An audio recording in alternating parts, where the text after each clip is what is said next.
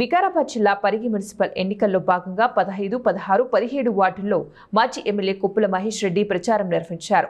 కాంగ్రెస్ ప్రభుత్వం 420 దొంగ హామీలు ఇచ్చి 6 గ్యారెంటీల పేరుతో ప్రభుత్వంలోకి వచ్చి ప్రజలను మోసం చేసి 2 సంవత్సరాలు గడుస్తున్నా ఒక్క హామీ కూడా నెరవేర్చలేదని మాజీ ఎమ్మెల్యే కొప్పుల మహేష్ రెడ్డి మండిపడ్డారు.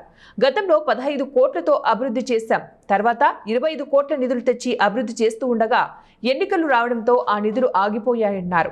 ఆ నిధులు ఖర్చు పెట్టకుండా మున్సిపల్ ఎన్నికలు వస్తున్నాయని, ఆ నిధులతో ఇప్పుడు శిలాఫలకాలు ఏర్పాటు చేసి శంకుస్థాపనలు చేస్తున్నారన్నారు. టెండర్ కూడా అయిపోయిన దశలో మళ్ళీ ఎన్నికలు రావడం వల్ల మరి ఆ పనులన్నీ కూడా బ్రేక్ అయినాయి.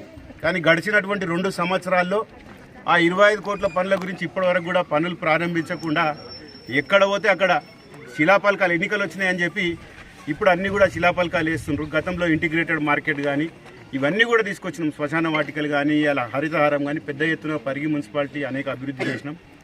కాబట్టి ప్రజలందరూ కూడా మీరు అందరూ కూడా తెలుసు, 2 సంవత్సరాల కింద కాంగ్రెస్ పార్టీ అధికారంలోకి వచ్చినప్పుడు మరి ప్రతి కుటుంబానికి కూడా ఒక 420 దొంగ హామీలు ఇచ్చి 6 గ్యారంటీల మీద ప్రజలందరినీ కూడా మోసం చేసి ఓట్లు వేయించుకున్నారు. కానీ ఇప్పటి వరకు కూడా ఏ ఒక్క పథకం కూడా సంపూర్ణంగా ఎవరికి ఇవ్వలేదు. ఇలా ప్రజలందరూ కూడా మరి ఎంతో వ్యతిరేకత చూపిస్తున్నారు. కాబట్టి మొన్న జరిగినటువంటి సర్పంచ్ ఎన్నికల్లో కూడా మరి అత్యధికంగా మరి బీఆర్ఎస్ సర్పంచులు గెలిచిన పరిగి మండలంలో తప్పకుండా పరిగిల మున్సిపాలిటీలో కూడా ఖచ్చితంగా బీఆర్ఎస్ జెండా ఎగరేస్తాం.